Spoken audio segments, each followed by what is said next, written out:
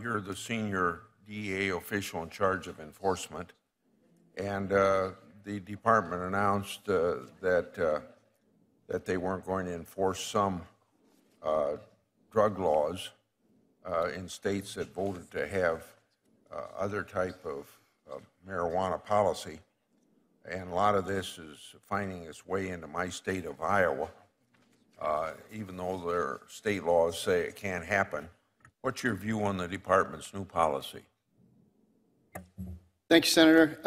The department put out a policy by which the U.S. attorneys and prosecutors would consider there are 8 different factors in prosecuting cases relative to marijuana.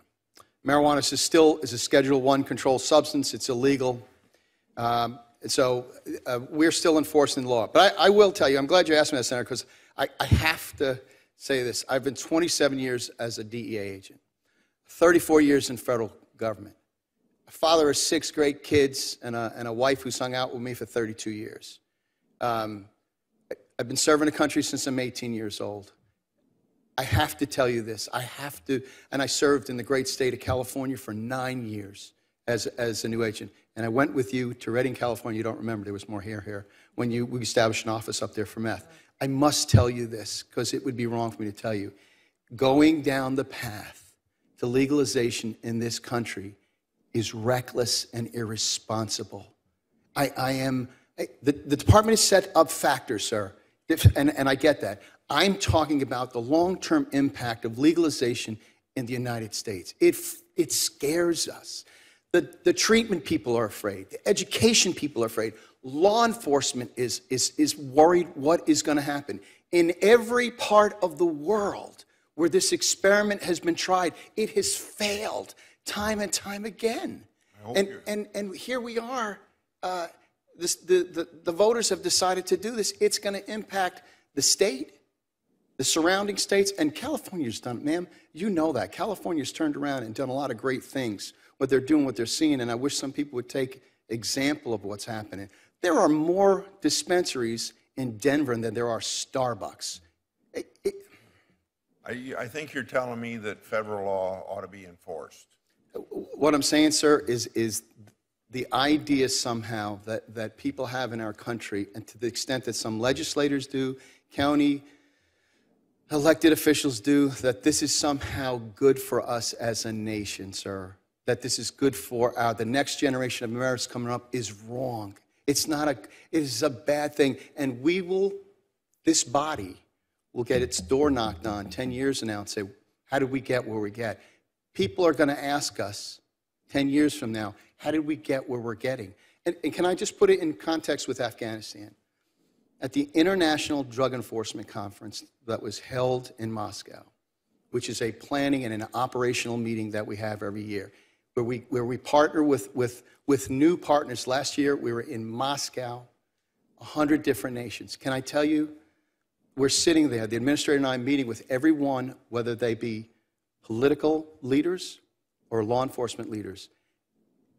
Almost everyone looked at us and said, why are you doing this? You're pointing the finger at us as a source state, and yet you turn around. I have no answer for them. I don't have an answer for them. I just don't.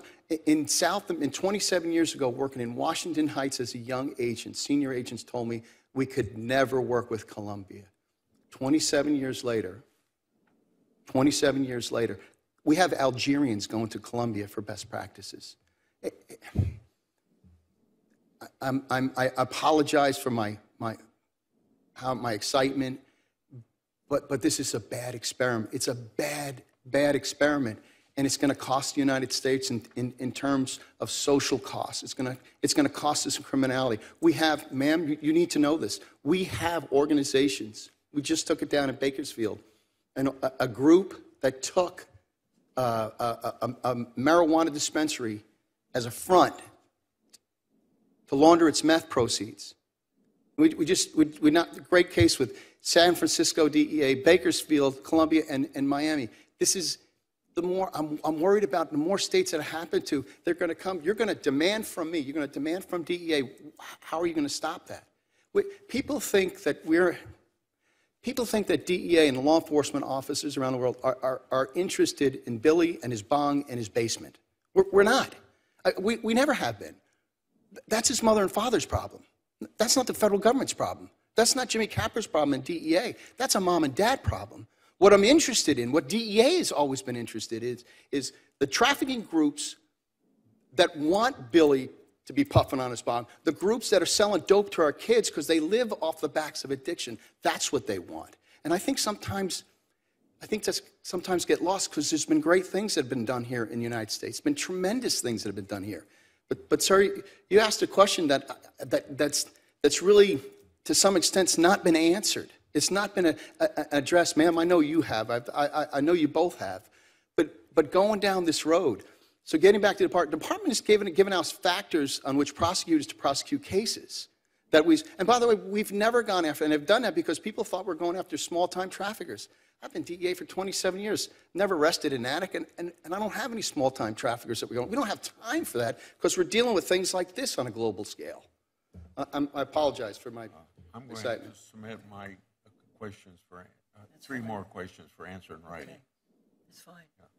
So Thank you, would you Senator. folks answer some questions I submit in writing because I have to go? Thank you. Thank you And very thank much, you all for Senator your Grassley. participation. Let me just address Mr. Capra's I think I'm going to statement, stay and which listen to what you say. I see one of great law enforcement frustration, and I tend to agree. I oppose the legalization of marijuana in California with most of law enforcement. We beat it back that time. Whether we'll beat it back the next time, I have no clue. I believe that it is the wrong thing to do socially. I believe that it is a gateway drug. I believe that it leads to other things, and the fronting for methamphetamine is one of them. It's one thing to use it with a doctor's prescription to ease pain, particularly in a terminal situation. I understand that. And there are probably components of certain kinds of marijuana that can be used to treat babies medically. We're seeing that happen. But to say it should be used socially on an ongoing and robust basis, and I think, you know, your analogy that there are more marijuana stores in Denver than Starbucks is an interesting one.